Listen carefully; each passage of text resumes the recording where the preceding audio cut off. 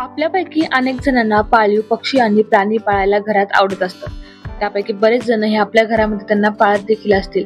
पण तुम्हाला माहिती आहे का, भारतीय कोणते पक्षी आणि कोणते प्राणी हे घरात पाळल्यामुळे यामुळे तुम्हाला शिक्षा होऊ शकते. त्यासोबत तुम्हाला तुरुंगात देखील जावं लागतं. तसंच जर तुम्हाला घरात विदेशी पक्षी हे जर पाळायचे असतील तर त्यासाठी देखील तुम्हाला विशेष परवानगी घ्यावी लागते. तर याविषयी सविस्तर माहिती जाणून घेणार आहोत या व्हिडिओच्या माध्यमातून.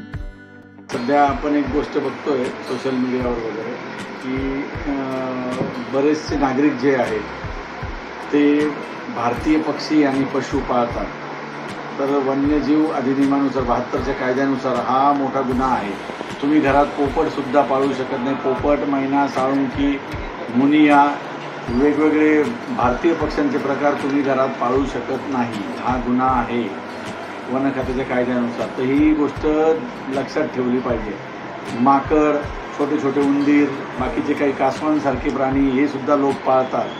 तर याच्यामध्ये हा गुन्हा आहे. यासाठी तुम्हाला 25,000 रुपये दंड किंवा त्यापेक्षाही जास्ती आणि जेलची हवा खावी लागू शकते. बाहेरचे जे पक्षी प्राणी लोक पाळतात किंवा कासव आहेत, त्यामध्ये वेगवेगळे मासे आहेत, वेगवेगळे याचे प्रकार आहेत, लव्ह बर्ड्सचे वगैरे, ते तुम्ही पाळू शकता. पण त्यासाठी तुम्हाला वन खाते आणि मनपाचा एक परवाना कायदा घ्यावा लागतो आणि तरच तुम्ही ते पाळू शकता. पण भारतीय पशुपक्षी नाही.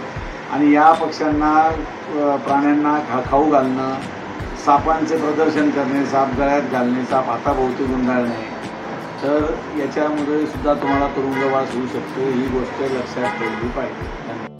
तुम्हाला सुद्धा जर प्राणी आणि पक्षी पाळायची आवड असेल तर तुम्ही घरात पाळू शकता. पण त्यासाठी तुम्हाला विशेष परवानगी घेऊनच घरात पाळावेत. Apurva Talnikar, news 18 local, Chhatrapati Sambhajinagar.